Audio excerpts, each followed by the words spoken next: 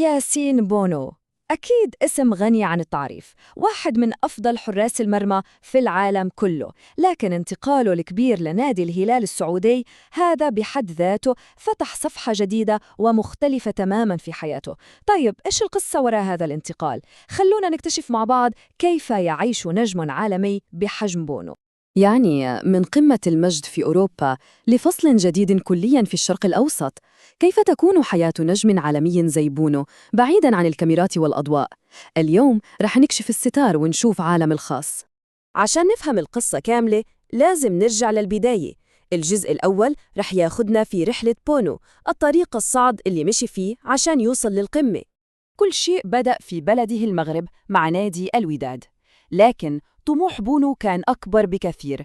تخيلوا سنة 2012 أخذ قرار جريء جداً، راح لإسبانيا وضحى بمركزه كحارس أساسي عشان يبدأ من جديد في الفريق الرديف لأتلتيكو مدريد. هذه الخطوة لوحدها تورينا إصراره وعزيمته. وبعد محطات في سراقسطا وجيرونا جت اللحظة اللي غيرت كل شيء، انتقاله لنادي إشبيليا، وهناك كتب التاريخ وفاز بالدوري الأوروبي مرتين وأثبت للعالم كله إنه من أفضل الحراس وبجدارة. هذا النجاح الأسطوري هو اللي وصله لمحطة جديدة تماماً ويمكن غير متوقعة في مسيرته، صفقة تاريخية هزت سوق الانتقالات ونقلته للدوري السعودي للمحترفين. في صيف 2023 الهلال تحرك بقوة ودفع 21 مليون يورو عشان يتعاقد مع بونو، وهذا مو بس رقم كبير، هذا استثمار ضخم في حارس مرمى، ويبين قديش النادي كان مصر إنه يجيبه. أما راتبه السنوي فالرقم كمان مبهر. التقديرات تقول إنه يأخذ حوالي 10 ملايين يورو في السنة. هذا الرقم الضخم ما يوضح بس قيمة بونو كلاعب، لكنه يكشف كمان عن القوة المالية الكبيرة للدوري السعودي وطموحه يكون وجهة لأكبر نجوم العالم. لكن هل الموضوع كله فلوسه بس؟ أكيد لا. بونو بنفسه قالها بصراحة: أنا سعيد هنا. هذه الجملة البسيطة تكشف لنا كثير عن تأقلمه السريع ونجاحه اللي تعدى حدود الملعب. طيب، عرفنا الجانب الاحترافي والصفقة الضخمة، الحين جاء الوقت نفتح الستار شوي ونشوف حياته الشخصية. خلونا ندخل لعالمه الخاص ونستكشف كيف يعيش بونو وعائلته في الرياض. إدارة الهلال فاهمة اللعبة صح؟ تدري إن الأداء الخرافي في الملعب يبدأ من الراحة والاستقراء خارجه. عشان كده استراتيجيتهم واضحة، يوفرون بيئة معيشية 5 نجوم تليق بنجومهم العالميين، وهذا يخليهم يركزوا تماماً على الفوز. وكجزء من هذه الاستراتيجية بونو وعائلته يعيشون في بيت يوصف بأنه قصر قيمته تقدر بحوالي 15 مليون يورو. هذا مو مجرد بيت، هذا عالم متكامل من الفخامة والرفاهية ويعكس تقدير النادي الكبير لنجمه.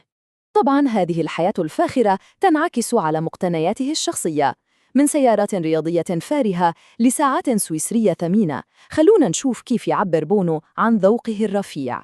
في عالم السيارات ذوق بونو مميز جداً.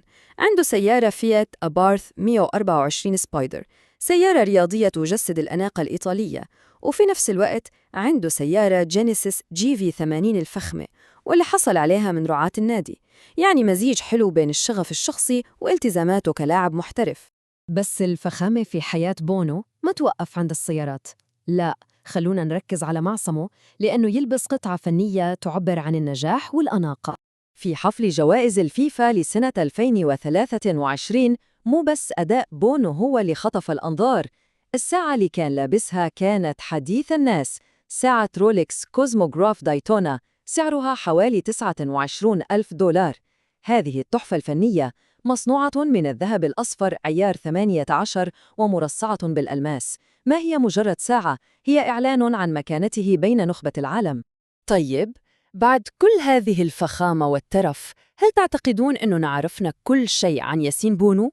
استعدوا للمفاجأة، لأن الجزء الأخير رح يكشف جانب مختلف تماماً وغير متوقع من شخصيته، جانب ممكن يغير نظرتنا له. بيوت فخمة، سيارات رياضية، ساعات مرصعة بالألماس. طبيعي جداً نتخيل إنه بونو ما يسافر إلا بطيارته الخاصة ويقضي إجازاته على يخته الخاص، صح؟ هذه هي صورة حياة النجوم اللي تعودنا عليها.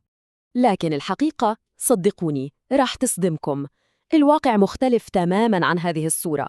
عكس كل التوقعات، بونو يختار يسافر بطيارات تجارية عادية، وأحياناً حتى على خطوط طيران اقتصادية منخفضة التكلفة. والموضوع مو مجرد كلام أو إشاعات، الأدلة موجودة وواضحة. في صور له وهو يسافر مع زميله يوسف النصيري على متن طيران اقتصادي خلال كأس العالم 2022، وما في أي دليل إنه يمتلك طيارة خاصة. طيب، والصور المشهورة على اليخت الفخم؟ اتضح إنه اليخت هذا يرجع لصديقه رجل الأعمال المصري أحمد أبو هيشمة. هذا التناقض العجيب يخلينا نفكر في السؤال مهم. في زمن مليان بالبذخ والمظاهر، لما نشوف نجم ناجح وعنده كل شيء لكنه متواضع لهالدرجة، إيش معنى النجاح الحقيقي وقتها؟ شخصية ياسين بونو، هذا المزيج الفريد بين النجومية والتواضع، يتركنا نتأمل في الإجابة.